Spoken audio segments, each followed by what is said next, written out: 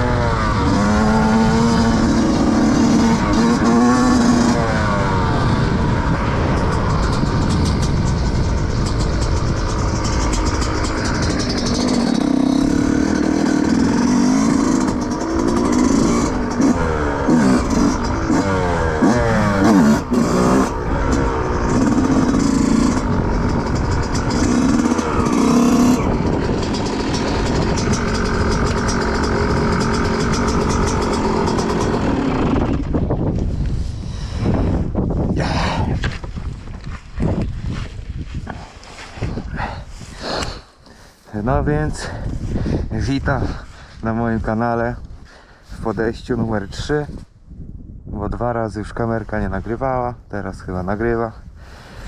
Oto jest YZ 125 z 2005 roku od Jarka Cross Enduro. No teraz wygląda fajnie, dosyć dobrze się jeździ.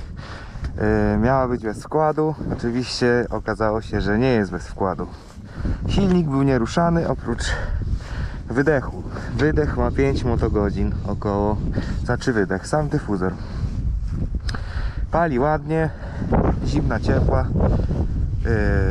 Co tu było jeszcze w niej robione? Wahacz był robiony, wszystkie łożyska w wahaczu, w kiwaczce. Wahacz był na tyle rozbity na tulejkach, że musiałem drugi wahacz. Czyli jest z 250 YZF 2006 rok. Regeneracja zacisków, przód, tył. Co tu jeszcze było robione? Zawieszenie przód, tył było na tyle wybite, że musiałem zamówić drugie, też od YZF 2006 rok pasuje. I z dwóch zrobili mi jedno w Lobo, no dosyć spory koszt. No tak to wszystko. Taka konserwacja, bardzo fajnie mi się nim jeździ, to jest mój pierwszy motor. No i trochę w nim mam zamiar podłubać. Jeśli to się przyjmie, to mogę dłubać i wam to pokazywać. Jeżdżę nim aktualnie drugi raz po remoncie zawieszenia. Jest trochę brudny, bo go nie myłem po ostatniej jeździe, nie było czasu. No i tak to. Może pokażę wam, jak on jeździ. Jeszcze jest dosyć zimny. No ale zerknąć zawsze można. Chyba powiedziałem wszystko.